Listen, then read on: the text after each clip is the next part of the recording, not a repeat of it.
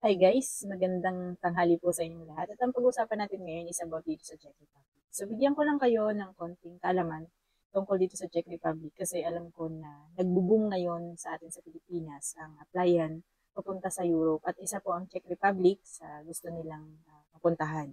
So ano ba muna itong Czech Republic? Ito po ay isang bansa na makikita or matatagpuan natin sa Europa.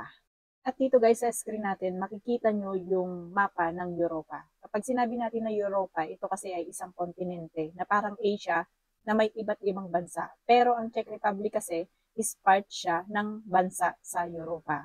So dito, makikita nyo, ito yung mismong Europe. Ito yung mga bansa. So meron siyang nasa mahigit na 20 plus na bansa na meron dito sa Europa na under ng European Union. At ito po ang Germany. So ito po ang Czech Republic, yung kulay orange. Siya po ang Czech Republic. Maliit lang siya, hindi siya kilala dyan sa atin sa Pilipinas. At hindi rin siya ganun katunog ang pangalan. Katabi po namin ang Germany at saka ang Poland. Malapit din po kami sa Hungary, Austria, kung alam niyo ang Austria, at saka ang Slovakia. So yan po yung malalapit sa amin na bansa.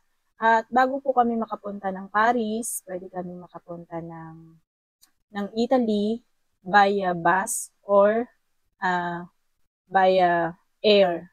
So pwede po kayo makapunta dyan ng papunta ng eroplano. Pero pwede rin naman kasi napabus lang. Kaya lang nasa 12 hours, ganun, higit ang biyahe mo kapag papunta ka doon. So ang Czech Republic po is may apat na season. Ang season niya is ang summer, then spring, then winter, and then autumn. Kapag summer, ito po yung month of nasa June hanggang August to September, ganun.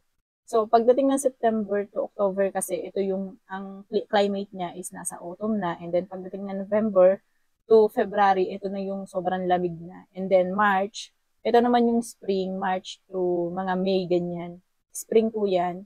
Pero, yung lamig niya is para pa rin siyang mga -10, mga ganun.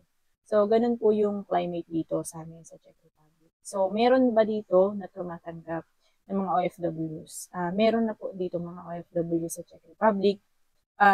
Parang nagiging common na rin sa kanila yung pagkuha ng mga Pilipino dito sa Czech Republic dahil nga nakita nila na maganda yung outcome at saka maganda na magtrabaho ang mga Pilipino.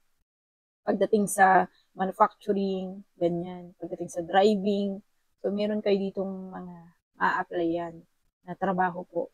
So, kung kayo is gusto niyo mag-apply dito sa Czech Republic, pwede po kayong mag-apply dyan sa atin sa Pilipinas.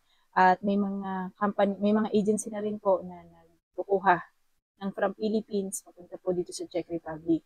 So sa ibang bansa naman, meron din na cross-country, pero hindi ako sure ngayon kasi para nag-stop sila ng mga cross-country dahil nga kailangan nila ng mga ibang documents sa embassy. Kung di ako nagkakamali. And then, hindi yata siya nakukomply kasi may mga NBI, kailangan niyo pa rin ng mga apostilled NBI na manggagaling siya sa atin sa Pilipinas.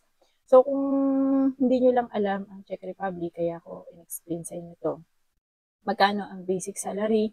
Kapag sa factory kayo mapunta dito sa Czech Republic, ang basic salary po dito is nasa 28,000 crowns na.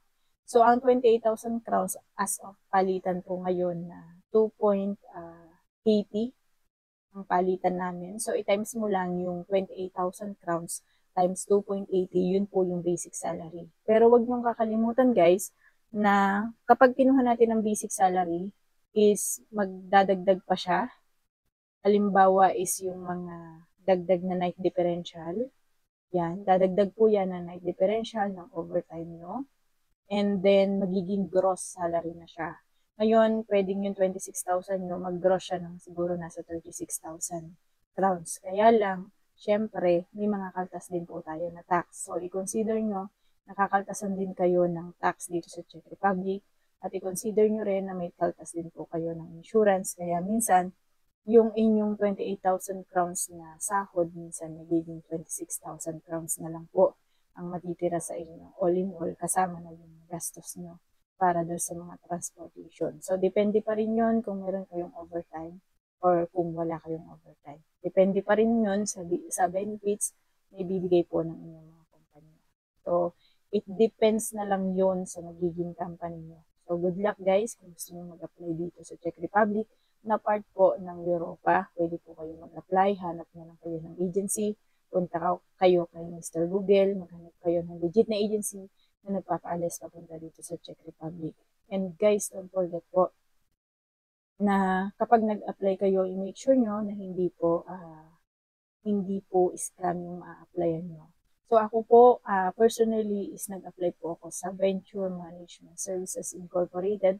Located po ito malapit sa duty free sa may Naiya. So hindi po ako working dito at that time. Ako po ay nag-apply sa Facebook. So sa mga nakakapanood ng mga vlogs ko, makikita nyo yun kung paano ako nag-apply dito sa Czech Republic, sa YouTube channel po natin ng OFW Guides, makikita nyo doon ang step-by-step procedure kung paano po ako nag-apply. Babanggit din ako ng mga agency na pwedeng makatulong sa inyo sa pag-apply nyo papunta dito sa Czech Republic.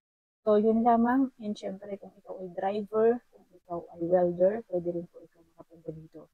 So, as far as I know, mas malaki ang sinasahod kapag skilled compared doon sa mga general worker na kagaya po namin na sa factory worker. Mas malaki po ang sinasahod na may mga driving skills, may mga skills sa forklift, something like that. Kasi may additional sila na binabayad para sa skilled worker po. So, yun lang. Thank you.